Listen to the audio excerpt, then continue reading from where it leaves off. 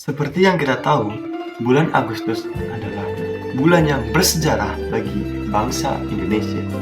Pada bulan tersebut, sejarah bangsa Indonesia yang panjang berujung pada momen penting, yaitu Indonesia yang merdeka. Tentunya, banyak sekali momen-momen bersejarah yang terjadi pada saat memproklamasikan kemerdekaan. Salah satunya yaitu perumusan dan pembacaan teks proklamasi. Proklamasi kemerdekaan Indonesia pada 17 Agustus 1945 merupakan puncak dari peristiwa yang terjadi pada saat masa penjajahan Jepang di Indonesia. Soekarno dan Muhammad Hatta adalah perwakilan bangsa yang menjadi aktor di balik pembacaan teks proklamasi. Tentunya, momen bersejarah ini tidak lepas dari peran para pahlawan lainnya, seperti Sayuti Melik, Ahmad Subarjo, Sukarni, dan PM Dia. Banyak pihak yang terlibat dalam peristiwa tersebut, tidak terkecuali dari luar bangsa Indonesia, yaitu Jepang. Laksamana Tadashi Maeda, seorang perwira tinggi Angkatan Laut Jepang, turut membantu dalam proses perumusan proklamasi kemerdekaan Indonesia. Rumah milik Tadashi Maeda menjadi tempat perkumpulan para anggota PPKI, golongan muda, serta beberapa pemimpin pergerakan. Di ruang makan Laksamana Maeda dirumuskan naskah proklamasi kemerdekaan yang merupakan pemikiran dari 3 tokoh, yaitu Soekarno, Muhammad Hatta, dan Ahmad Subarjo.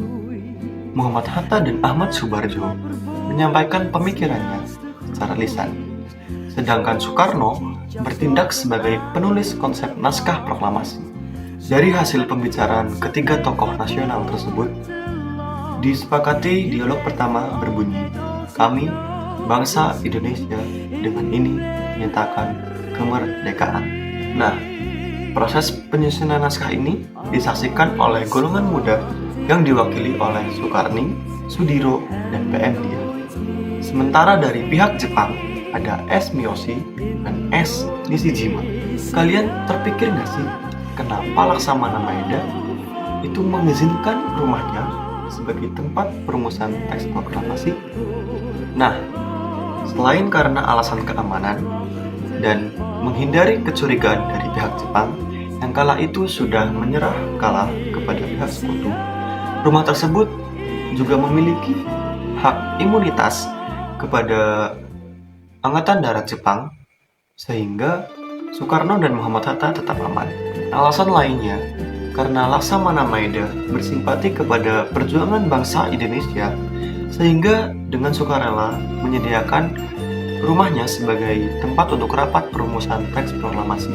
Saat ini, rumah Tadashi Maeda dijadikan sebagai museum perumusan naskah proklamasi yang beralamat di Jalan Imam Bonjol nomor 1, Jakarta Pusat.